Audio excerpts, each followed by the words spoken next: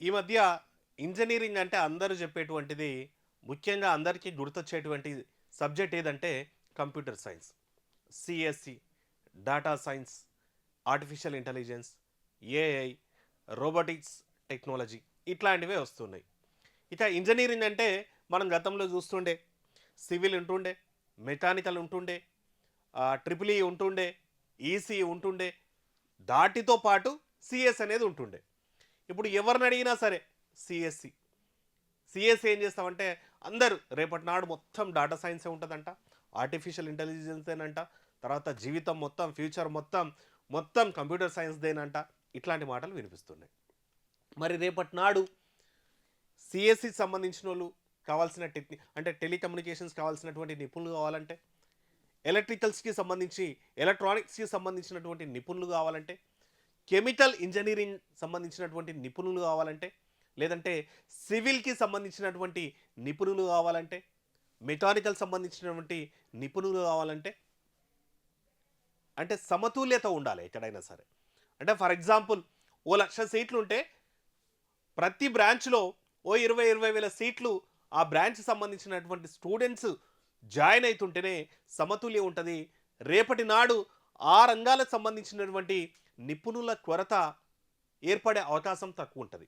కానీ అందరూ సిఎస్ ఎంపటే పోయినరు అనుకో, అంటే ప్రతి ఇయర్ కొత్త జాబులు, దాంట్లో ఆ ఇండస్ట్రీలో కొత్త జాబులు క్రియేట్ కావాలి. ఆ క్రియేట్ కాలేదంటే ఈరోజు జాబులు వచ్చేటోళ్ళు జాబులు లేక రోడ్ల మీద తిరగాల్సిన పరిస్థితి ఉంటుంది. అంటే ఏ రంగానికి సంబంధించినటువంటి స్టూడెంట్స్, ఏ రంగానికి వెళ్ళాల్సినటువంటి స్టూడెంట్స్ ఆ రంగానికి పర్ఫెక్ట్గా పోతే, సమతుల్యత పాటిస్తే, ఎప్పుడు కూడా డిమాండ్ ఉందని చెప్పేసి దానెంపటినే పోయినామనుకో దాంట్లో జాబ్స్ జనరేట్ కావాలి ఎలా. ఇక్కడనేమో డిమాండ్ అప్పుడు ఏర్పడుతుంది, ఇక్కడనేమో ఎక్కువ మంది ప్రొఫెషనల్స్ ఉండి జాబులు లేక రోడ్ల మీద తిరిగే పరిస్థితి వస్తుంది.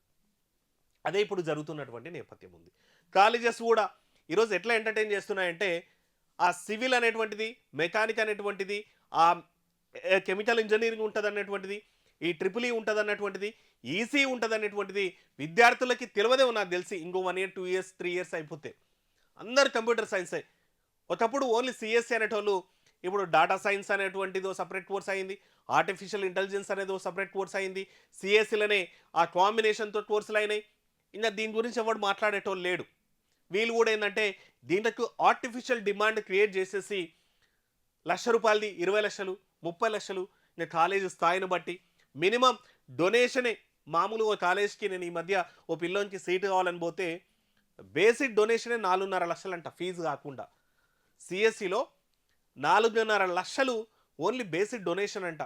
వాడిని కన్వే చేయడానికి ట్రై చేసాం, కానీ పేరెంట్స్ అంటారు అయ్యా ఈసారి మొత్తం ఇప్పుడున్నది మొత్తం జనరేషన్ అంతా కంప్యూటర్ సైన్స్ అయినట, మీకు వీలైతే కొంచెం ఆ కాలేజీలో మాట్లాడి కొంచెం సీట్ ఇప్పియారాదా అంటే పోతే 4.5 లక్షలు ఓన్లీ డొనేషన్ అంట, అది మళ్ళీ కాలేజ్ ఫీజు కాకుండా.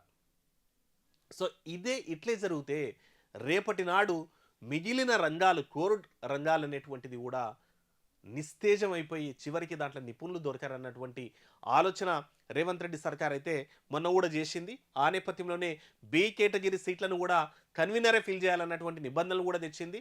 రెండవది, కొన్ని కాలేజెస్ ఏఐసిటి దగ్గరికి వెళ్ళేసి ఇంకా సీట్లు పెంచాలని పోతే పెంచనీయమని కూడా అడ్డుపడ్డటువంటి నేపథ్యం ఉంది. ఈ సందర్భంగానే ఏఐసిటికి మన తెలంగాణ గవర్నమెంట్ కూడా చెప్తుందంటే అన్ని కోర్ బ్రాంచ్లో ఏఐ సిలబస్ను అనుసంధానించండి, ఏఐసిటికి సమర్పించిన దృక్కోణ ప్రణాళికలో రాష్ట్ర ప్రభుత్వం.